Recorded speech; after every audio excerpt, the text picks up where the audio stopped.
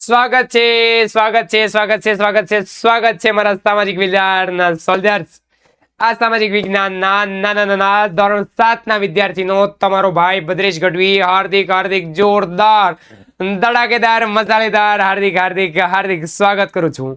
વિદ્યાર્થી મિત્રો, ધોરણ 7 ની અંદર ખાસ કરી અને પૃથ્વીની આંતરિક રચના અને ભૂમિ સ્વરૂપો પાઠ નંબર 10 છે, જેમાં તમે અભ્યાસ કરી ચૂક્યા છો ગયા પાઠ નંબર 1 અને આજે પાઠ નંબર 2 ચેપ્ટર નંબર 10 એમાં પાઠ નંબર 1 નો અભ્યાસ કરી ગયા। આજે પાઠ નંબર 2 એટલે કે ભાગ 2 ના અભ્યાસની અંદર ભૂમિ સ્વરૂપોનું નિર્માણ અને મુખ્ય ભૂમિ સ્વરૂપો જે છે એનો આપણે આજના લેક્ચરમાં અભ્યાસ કરવાનો છે। વિદ્યાકુલની આ ચેનલની અંદર ઘણા બધા વિદ્યાર્થીઓ નવા આવ્યા, એને લેક્ચરો જોયા, એને મજા આવી, એને ગમી અને આ ચેનલ ઉપરથી એને ઘણી સારી કોમેન્ટો કરી। તો તમારે પણ ક્યાંક ને ક્યાંક સારી કોમેન્ટો આ લેક્ચર પતે ત્યાં સુધીમાં કરી દેવાની છે અને આ લેક્ચર ચાલુ થઈ રહ્યો છે તો ઝડપથી લાઈક કરી દો અને મારી સાથે અભ્યાસ કરવા માટે જોડાઈ જાઓ, કે જેની અંદર આપણે આજે અભ્યાસ કરવાના છીએ ભૂમિ સ્વરૂપોનું નિર્માણ, મુખ્ય ભૂમિ સ્વરૂપો। બરાબર, તો ચાલો આપણે ઝડપથી ચાલુ કરી દઈએ કે આ ભૂમિ સ્વરૂપોનું નિર્માણ શું છે સર, સમજાવો અમને। તો કે મૃદાવરણ, ઓ માય ગોડ, મૃદાવરણ किसको कहते हैं? मृदावरण એને પૃથ્વી સપાટી ઉપર આવેલું પ્રથમ જે ભાગ છે એને જેની અંદર સજીવો વસવાટ કરે છે એવું મૃદાવરણ એ અનેક ભૂતકતીઓમાં વિભાજિત છે ભાઈ। હે કે મૃદાવરણ જે છે ઉપરનો સપાટીનો પ્રથમ પોપડો, એની અંદર ભૂતકતી એટલે કે ખાસ કરીને જમીનની જે પ્લેટો જે છે, જમીનના જે સ્તર છે એનું વિભાજિત થયેલું છે, એના જુદા જુદા ભાગ પડેલા છે, જેને આપણે મૃદાવરણીય ભૂતકતી અથવા તો પ્લેટ કહીએ છીએ। શું કહીએ છીએ? તો કે મૃદાવરણીય ભૂતકતી અથવા તો આપણે એને પ્લેટ તરીકે ઓળખીએ છીએ। ને આ ભૂમિ સ્વરૂપોનું નિર્માણ કેવી રીતે થાય છે આપણે એનો અભ્યાસ કરીએ છીએ। તમે જે જાણી અને કદાચ તમને નવાઈ પામશો કે આ ભૂતકતીઓ જે પ્લેટો જે છે ને બેટા, એ અલગ અલગ દિશાઓમાં ફરતી રહે। એને આપણે કેટલા ખંડો છે? 7 ખંડ। એને તો આ 7 ખંડો એ એક પ્રકારની ભૂતકતી કે પ્લેટ જ છે અને એ આ પૃથ્વી ઉપર અલગ અલગ દિશાઓમાં સતત ફરતી રહે છે। ક્યાંક ને ક્યાંક એવું પણ આની ઉપરથી આપણે અનુમાન લગાવી શકીએ તો અલગ અલગ દિશામાં ફરતી રહે છે, એટલે કે વર્ષે ફક્ત એક થોડાક અમથા સેન્ટીમીટર આ પૃથ્વીના પીગળેલો જે મેઘમા હોય અને આ મેઘમાના થતી ગતિમાન એ ગતિ કરે, અંદર ફરે, એના કારણે આવું બને છે। અને પૃથ્વીની અંદર આ પીગળેલા મેઘમાને એક વર્તુળાકાર ફરતો રહે ભાઈ। પૃથ્વીની અંદર જે ગરમ મેઘમા હોય એ કેવા આકારે ફરતો રહે છે અંદર ને અંદર? તો કે વર્તુળાકારે ફરતો રહે છે। કેવા આકારે? તો કે વર્તુળાકારે। હવે જો બે પ્રકારના બળ હોય પૃથ્વીના અંદરની સાઈડ લાગ્યા એ આંતરિક બળ હોય, બાહ્ય સાઈડ લાગે બાહ્ય બળ હોય। ચાલો જોઈએ આપણે। જે પૃથ્વીના આંતરિક ભાગમાં એટલે કે અંદરના ભાગમાં, આંતરિક ભાગમાં એટલે શું થાય? તો કે અંદરના ભાગમાં, આ અંદરના ભાગમાં નિર્માણ પામે તેને આંતરિક બળ કહેવામાં આવે છે। એને શું કહેવાય ભાઈ? તો કે આંતરિક બળ કહેવામાં આવે છે। અને જે બળ પૃથ્વી સપાટી ઉપર એટલે કે બહાર ઉત્પન્ન થાય તેને બાહ્ય બળ કહેવાય। તેને શું કહેવાય? બાહ્ય બળ કહેવાય। એકદમ સિમ્પલ। પૃથ્વીની અંદરની સપાટીમાં અંદર લાગતું બળ એ આંતરિક બળ, બહારની સપાટીમાં બહાર લાગતું બળ એ બાહ્ય બળ। બરાબર। આંતરિક બળ ક્યારેક આકસ્મિક ગતિ પેદા કરે છે। હે અંદર લાગતું જે આંતરિક બળ જે છે ને એ ક્યારેક આકસ્મિક ગતિ પેદા કરે છે, તો હોળી ક્યારેક પાછી ધીમી ગતિ પણ કરે છે। એના કારણે શું થાય ખબર? તો કે ભૂકંપ અને જ્વાળામુખી જેવી આકસ્મિક ગતિના કારણે પૃથ્વીની સપાટી ઉપર પરિવર્તન થયા કરે છે। એના કારણે શું થાય? તો કે પૃથ્વી સપાટી ઉપર પરિવર્તનો થાય। એને જ્વાળામુખી પાટે ઘણી જગ્યાએ પૃથ્વી સપાટી ઉપર ભૂકંપ થાય। હે તો એનો આપણે અભ્યાસ કરવાનો છે। જ્વાળામુખી જોવી છે ને? હા તારી આવી હો, જ્વાળામુખી આવી જ્વાળામુખી આવી બાય। હે કોને કહેવાય જ્વાળામુખી? એની વ્યાખ્યા તમને પૂછાય। ચાલો આપણે ભણી લઈએ, આપણા માટે મહત્વનું છે કે આ ભૂકવચ ઉપર એને પૃથ્વી ઉપર પહેલું આવેલું જે છિદ્ર છે અથવા તો જે પહેલું જે પોપડો જે છે, બરાબર ને, 35 કિલોમીટર સુધી વિસ્તરેલો, આ 35 કિલોમીટર સુધી વિસ્તરેલા પોપડાને આપણે ભૂકવચ કહેતા હતા। અને આ પૃથ્વી સપાટી જે સૌથી પાતળું સ્તર છે એ ભૂકવચ ઉપર એક ખુલ્લું એક એવું છિદ્ર એટલે કે કાણું જે હોય એમાંથી પીગળેલો જે પદાર્થ મેગ્મા એ અચાનક બહાર નીકળે છે તેને આપણે જ્વાળામુખી કહીએ છીએ કે ભૂકવચ ઉપર આવેલું એક એવું છિદ્ર જેની ઉપરથી પ્રવાહી બહાર આવે અને બહાર ફેલાય એ પ્રવાહી એને આપણે જ્વાળામુખી કહીએ છીએ. તમે જોઈ શકો છો આ જ્વાળામુખીનું પ્રસ્ફોટન અહીંયા કેવી રીતે થયું જો એને જબરદસ્ત છે કે નહીં બાકી. તો આ ભૂકવચ ઉપર એક ખુલ્લું એક છિદ્ર હોય છે ભાઈ અને એમાંથી પીગળેલો પદાર્થ અચાનક બહાર નીકળી જાય એને આપણે જ્વાળામુખી કહીએ. લાવા હોય ધગધગતો ગરમ પ્રવાહી મેઘમાં તો આવી રીતે ક્યાંક એની જ્વાળામુખીની રચના હોય આપણે એને જ્વાળામુખી તરીકે ઓળખીએ છીએ. પછી આવે છે ભૂકંપ. પછી શું આવે છે? ભૂકંપ. આ મૃદાવરણીય જે ભૂતકતી છે પ્લેટ છે આ પ્લેટની ગતિશીલતા એટલે કે સતત ગતિમાં રહે છે અને એના કારણે આ પૃથ્વી સપાટી ઉપર કંપન આવે છે. કંપન એટલે ધ્રુજારી. કંપન એટલે શું થાય? ધ્રુજારી આવે છે, ભૂકંપ આવે છે અને આ જ કંપનને એ કેન્દ્રની ચારે બાજુ ફરે છે અથવા કરે છે અને આ કંપનને આપણે ભૂકંપ કહીએ છીએ. શું કહીએ છીએ? તો કે ભૂકંપ કહીએ છીએ. તો જ્વાળામુખીની જેમ ભૂકંપની વ્યાખ્યા પણ આઈએમપી છે. જોઈ શકો છો તમે એને. અને ઉદ્ગમન કેન્દ્ર કહેવાય. અહીંથી ભૂકંપ જે ઉદ્ભવે ને ત્યાંથી ઉદ્ભવ્યો બાજુનું કેન્દ્ર હોય એને અધિકેન્દ્ર કહેવાય. સૌથી જે નજીકનું કેન્દ્ર હોય તો આ જે કંપન છે આ ધ્રુજારી છે એને આપણે ભૂકંપ તરીકે ઓળખીએ છીએ. જે ખાસ કરીને આ કંપન એની કેન્દ્રની ચારે બાજુએ આ કંપન જે છે ગતિ કરતું હોય છે પૃથ્વી સપાટી ઉપર. તો આ જે ક્યાંક ને ક્યાંક ભૂકંપના જે છે એ કંપન દર્શાવે છે. બરાબર. તો ભૂકંપની વ્યાખ્યા આપણે યાદ રાખવાની છે ભાઈ.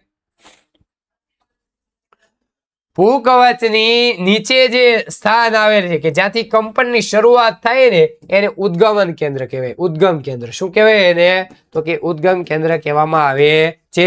જ્યાંથી કંપનની શરૂઆત થાય એને ઉદ્ગમ કેન્દ્ર કહેવામાં આવે છે. બરાબર. જોવું છે? જોયું. આ ઉદ્ગમન કેન્દ્ર છે. અહીંથી ભૂકંપની શરૂઆત થાય તો જ્યાંથી ભૂકંપની શરૂઆત થાય તેને શું કહેવાય? તો કે ઉદ્ગમ કેન્દ્ર કહેવાય. જ્યાંથી ઉદ્ભવે એ ઉદ્ગમ કેન્દ્ર કહેવાય સાહેબ. અને આ ઉદ્ગમ કેન્દ્રની બહાર તરંગો રૂપે ગતિ કરવા માંડે પછી ધીરે ધીરે ધીરે ધીરે ધીરે ધીરે ભૂકંપના કેન્દ્રો ગતિ કરે અને આ ઉદ્ગમ કેન્દ્રની નજીકની અંદર જે સપાટીની કેન્દ્રની બાજુમાં હોય એને આપણે અધિકેન્દ્ર કહીએ છીએ. એની બાજુમાં હોય એને આપણે શું કહીએ? તો કે અધિકેન્દ્ર. જોયું અહીંયા બીજું કેન્દ્ર. એક છે ઉદ્ગમ કેન્દ્ર જ્યાંથી ભૂકંપ ઉદ્ભવે છે એની બાજુનું કેન્દ્ર છે અધિકેન્દ્ર. બરાબર. આવું છે ભાઈ.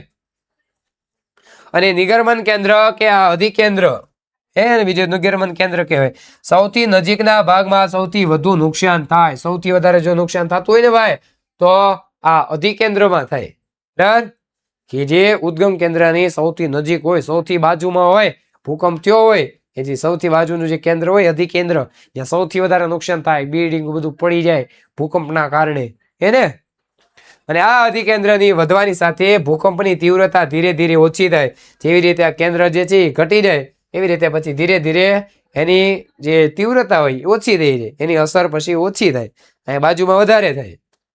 આવે જો બિલ્ડિંગ પડી ગયું બધું. ભૂકંપની આગાહી ન થાય ભાઈ કે અંબાલાલ આવશે આગાહી કરશે એવી રીતે આગાહી થાય નહીં. ભૂકંપની આગાહી કરવી સંભવ નથી. તમને ખરા ખોટામાં પૂછાશે કે ભૂકંપની આગાહી કરવી સંભવ છે. વિધાન ખરું કે ખોટું? તો તમે વિદ્યાકુલના વિદ્યાર્થી છો બિંદાસ કહેજો કે ખોટું. કારણ કે અહીંયા આપણે ભણીએ છીએ કે ભૂકંપની આગાહી કરવી સંભવ છે નહીં. પરંતુ જો આપણે પહેલેથી સાવચેત હોઈએ ભાઈ તો એની અસરને આપણે ચોક્કસ ઘટાડી શકીએ. પહેલેથી થોડું ઘણી સાવચેતી રાખવી જોઈએ. હવે તો એવા બધા ખાસ કરીને જે મકાનો બિલ્ડિંગો ભૂકંપને રક્ષણ આપે એવા મજબૂત બનાવે છે. સ્થાનિક લોકોમાં કેટલીક સામાન્ય પદ્ધતિથી ભૂકંપની સંભાવનાનું અનુમાન કરી શકાય. ખાલી અનુમાન કરી શકાય. બરાબર. પણ આગાહી સંભવ નથી ભાઈ. જેમ કે ઘણીવાર ઘણા પ્રાણીઓના વર્તનનો અભ્યાસ કરીએ તો આપણને ખ્યાલ આવી જાય કે ભૂકંપ આવ્યો એવું લાગે છે. કારણ કે આપણી પહેલા પ્રાણીઓને ખ્યાલ આવી જાય. તળાવની અંદર માછલીઓ એકદમ તીવ્ર હેરફેર કરવા માંડે ભાઈ. તળાવની અંદર માછલીઓ ને આમ મને હરફેર કરો આમ બધી બહાર આવી જાય. કારણ કે એને બધા સૌથી પહેલા ખ્યાલ આવી જાય કે ભૂકંપ થવાનો છે. સરીસૃપો હોય પૃથ્વી સપાટી ઉપર ઢસડાઈને ચાલતા જીવો જે હોય સાપ છે અજગર છે તો આ સરીસૃપો જે છે એ પણ બહાર વી આવે, સપાટી ઉપર વી આવે, બરાબર ને? પક્ષીઓ જે છે, પ્રાણીઓ જે છે, એના વર્તન કંઈક ફરી જાય, હે? તો આ ભૂકંપ જ્યારે આવવાનો હોય ત્યારે આવા પરિવર્તનો આપણને જોવા મળે છે. હવે વાત કરીએ આપણે મુખ્ય ભૂમિ સ્વરૂપોની. ઘસારણ એ ધોવાણ અને પરિવહન અને નિક્ષેપણ જેવી પ્રક્રિયા દ્વારા ભૂમિ સપાટી ઉપર સતત બદલાતું રહે છે ભાઈ. કે ઘસારણ જે છે ખાસ કરીને ધોવાણ એમાંય પરિવહન એક જગ્યાએથી ઘસારણ દ્વારા હવા, પાણી કે બરફ કે હિમનદી દ્વારા જે ખાસ કરીને આ નિક્ષેપણની પણ જે પદ્ધતિ છે, બરાબર ને, એનું સતત પ્રક્રિયા દ્વારા ભૂમિ સપાટી ઉપર સતત બદલાતા રહે ભાઈ, બરાબર. અને પૃથ્વી સપાટી ઉપર ખડકો તૂટવાથી આ ઘસારણની ક્રિયા થાય ભાઈ. આ ઘસારણની ક્રિયા એટલે શું અને કેવી રીતે થાય છે? તો કે આ ઘસારણની ક્રિયા પૃથ્વી સપાટી ઉપર જે ખડકો જે છે, આપણે ગયા લેક્ચરની અંદર ખડકોના પ્રકારો ભણી ગયા, તો આ ખડકોને જે તૂટવાની પ્રક્રિયા છે એને ઘસારણની ક્રિયા કહેવાય. એક જગ્યાએથી બીજી જગ્યાએ જે લઈ જવાની ખાસ કરીને પરિવહન અને નિક્ષેપણની પ્રક્રિયા છે, બરાબર. તો ઘસારણની પ્રક્રિયા થાય છે શેના દ્વારા થાય સાહેબ? ઘસારણની પ્રક્રિયા શેના દ્વારા થતી હશે? તો ચાલો હું તમને જણાવું બેટા કે ભૂમિ સપાટી ઉપર જળ એટલે કે પાણી દ્વારા, પવન દ્વારા અને હિમનદી દ્વારા અથવા તો બરફ દ્વારા, હિમનદી દ્વારા જુદા જુદા એટલે કે વિભિન્ન ઘટકો દ્વારા આ ક્ષયને ઘસારણ આપણે કહીએ છીએ, એના દ્વારા ઘસારણ થાય છે, બરાબર ને? તો આપણા માટે આ મહત્વનું છે કે જળ, પવન અને હિમ દ્વારા ઘસારણની પ્રક્રિયા થાય છે ભાઈ. જળ વગેરે ઘસારણ યુક્ત પદાર્થોને એક સ્થળેથી બીજા સ્થળે લઈ જાય, એને પાણા હોય, કાંકરા હોય, ખડકો હોય, તો એ જળ છે, હિમ છે, પવન છે, એક જગ્યાએથી બીજી જગ્યાએ લઈ જાય, એને શું કહેવાય? તો કે એને સાહેબ પરિવહન કહેવાય. એને શું કહેવાય? તો કે પરિવહન કહેવાય. અને તે પદાર્થોનું અન્યત્ર એટલે કે અન્ય જગ્યાએ નિક્ષેપણ કરે છે. અને આ ઘસારણથી નિક્ષેપણ સુધીની આ પ્રક્રિયા પૃથ્વીની સપાટી ઉપર જુદા જુદા એટલે કે વિભિન્ન ભૂમિ સ્વરૂપોનું નિર્માણ કરે છે. આ પ્રક્રિયા શું કરે? તો કે જુદા જુદા વિભિન્ન ભૂમિ સ્વરૂપોનું નિર્માણ કરે ભાઈ. તો એ ભૂમિ સ્વરૂપોનો આપણે અભ્યાસ કરવાનો છે. એમાં પહેલો આવે છે નદીનું કાર્ય. શું છે ભાઈ આ નદીનું કાર્ય? તો કે નદી જે છે, આ નદીના પાણીથી જમીનનું ઘસારણ થાય, હે? નાના નાના ટુકડા હોય, બધું એમ કહેવાય કે કાંકરી, માટી, રચકણો, ધૂળ જે છે એ પાણીનો પ્રવાહ જાય એની હારે ફેલાય જાય, જાતું જાય, પરિવહન થતું જાય ભાઈ, જેનાથી જમીનનું ઘસારણ થઈ જાય ભાઈ આજુબાજુમાં નદી દ્વારા. જ્યારે નદી નક્કર ખડક પરથી સીધા ઢોળાવવાળી ખીણ હોય કે આ ખીણ કે નીચાણવાળા ભૂમિ ભાગમાં પડે ત્યારે જળપ્રપાત કે જળ ધોધ બને છે. એને શું કહેવાય? તો કે જળપ્રપાત કે જળ ધોધ કહેવામાં આવે છે. તમારે જોવો છે? જોઈ રહ્યો અહીંયા, હે? કેવી રીતે બને આ જળપ્રપાત કે જળ ધોધ? કે જ્યારે નદી નક્કર ખડક એને આવી ખીણ જોઈ હોય, ઘણા બધા તો નાવા ગયેલા છે આમાં, કોમેન્ટ કરજો કોણ નાવા ગયું હતું. તો આવા ખડક ઉપરથી સીધા ધોધ, આપણે ધોધ કહીએ, આ જળ ધોધ અથવા જળપ્રપાત, આ ઢોળાવ વાળી ખીણ કે નીચાણ વાળા ભાગ ઉપરથી ભૂમિ ઉપર પડે તેને આપણે જળપ્રપાત અથવા તો જળ ધોધ તરીકે ઓળખીએ છીએ. સીધું પાણી પડે છે ભાઈ, સરસ મજાનો જળ ધોધ છે ભાઈ. એને તો ઘણા વિદ્યાર્થી આ જળ ધોધ અથવા તો ધોધની અંદર નાવા ગયા હશે, તો ઝડપથી કોમેન્ટ કરી દો અને જળ ધોધની વ્યાખ્યા યાદ રાખી લેવાની છે. જ્યારે નદી મેદાનમાં પ્રવેશ કરે, જો પહેલા તો જે છે ધોધના સ્વરૂપે હતી, પછી એક હરખી મેદાનમાં પ્રવેશ કરે એટલે હાલે રાખે કે ન હાલે રાખે? હે, પહેલા હતી જળ ધોધમાં, મેદાનમાં પ્રવેશ કરે ત્યારે વળાંકવાળા માર્ગો આવે ભાઈ, એમાં તો હે વળાંકવાળા માર્ગો આવી જાય, એની ઉપર એ વહેવા લાગે નદી જે છે, હે? તો આ નદી જે છે એ મોટા વળાંકોને સર્પાકાર વહન માર્ગ કહેવાય છે. નદીનો આકાર કેવો હોય? તો કે સાપ હોય ને સર્પાકાર, એવો આકાર હોય, ટૂણું ટૂણું ટૂણું, તો એ સર્પાકાર હોય. કેવો હોય? સર્પાકાર હોય. અને આ સર્પાકાર વહન માર્ગમાં કિનારા ઉપર સતત ઘસારણ થાય ભાઈ અને નિક્ષેપણ શરૂ થઈ જાય છે. એના કારણે શું થાય? તો કે ઘસારણ થાય અને નિક્ષેપણ ચાલુ થઈ જાય. જો આપણને એક ચિત્ર આપ્યું એના દ્વારા આપણે વધારે સમજીએ કે નદીનું જે છે એ નદીનું સર્પાકાર વહન માર્ગ કેવી રીતે થાય? તો કે મેદાની પ્રદેશની અંદર જ્યારે આવે છે અને વળાંકવાળા માર્ગો સાથે ચાલે, એ નદી મેદાની પ્રદેશમાં પ્રવેશ કરે, વહેવા લાગે અને સર્પાકાર વહન માર્ગની અંદર ચાલે છે. ત્યારે ખાસ કરીને એની અંદર સર્પાકાર વહન માર્ગના કિનારા ઉપર સતત ઘસારણ થાય. નદી જ્યાંથી ચાલી જતી હોય બે કિનારા હોય બંને સાઈડ, એની ઉપરથી ઘસારણ અને નિક્ષેપણ શરૂ થઈ જાય છે. એ ખાસ કરીને ઘસારણની પ્રક્રિયા અને નિક્ષેપણની પ્રક્રિયા એને બંને સાઈડ કિનારામાં ઘસારણ થાય છે. સર્પાકાર વહન માર્ગ છે તમે જોઈ શકો છો. કેવી રીતે સાપનો આકાર હોય એને સર્પાકાર કહેવાય. સમજાય છે? સાપનો આકાર હોય એને શું કહેવાય? સર્પાકાર કહેવાય છે. એવો આકાર હાલે નદીનો સાપની જેમ. હવે આ સર્પાકારોની અંદર સમય જતા ખૂબ જ નજીક આવી જાય ભાઈ, અને લગભગ ઘોડાની નાળ જેવો આવો યુ આકાર આવે. કેવો આકાર? યુ, જેને ઘોડાની નાળ કહેવાય, અથવા તો વર્તુળાકાર ધારણ કરી લે છે ભાઈ. બરાબર, આવો આકાર થઈ જાય ધીરે ધીરે. આ અવસ્થામાં જ્યારે નદીની અંદર પૂર આવી જાય અને ત્યારે નિક્ષેપણની સાથે વળાંક વચ્ચેનો જે ભૂમિભાગ છે એ નદી પ્રવાહથી કપાઈ જાય છે અને નદી તેના લાંબા માર્ગને છોડી દે અને સીધો માર્ગ ગ્રહણ કરે છે. પછી નદી પોતાનો લાંબો માર્ગ હોય છોડી દે અને સીધો માર્ગ હોય એ સીધા માર્ગે પસાર થાય છે. અને આ નદી એ છોડેલો જે નળાકાર ભાગ હોય આ ભાગની અંદર પાણી રહી જાય. અહીં પાણી રહી જાય, અહીં ઉતરી જાય, પાણી રહી જાય ત્યારે એને નળાકાર સરોવર કહેવામાં આવે છે. શું કહેવાય? તો કે નળાકાર સરોવર કહેવામાં આવે છે. એમાં પાણી રહી જાય. કેટલીક નદી તો પોતાના કિનારાથી બહાર વહેવા લાગે ભાઈ. કેટલીક નદી હોય એ પોતાનો કિનારો હોય એનાથી બહાર વહેવા મળે, એમાં બહુ પાણી ભરાઈ જાય એટલે આવું થાય. પરિણામે નજીકના જે વિસ્તારો હોય ત્યાં કાપ આવી જાય અને અન્ય પદાર્થોનું પણ નિક્ષેપણ થાય. ત્યાં ઠલવાય, કાપ આવી જાય ને એની સાથે જે છે પાણી સાથે નિક્ષેપણ થાય. ઘણી બધું કાપ છે, માટી છે, કાંકરા છે, એ નિક્ષેપણ, એની સાથે સાથે વહન થાય એ નિક્ષેપણ છે. અને એના કારણે આ પૂરના મેદાનો થાય. કાપને બાજુમાં ઠાલવે, નિક્ષેપણ કરે, જેના કારણે ત્યાં પૂરના મેદાનો રચાય છે.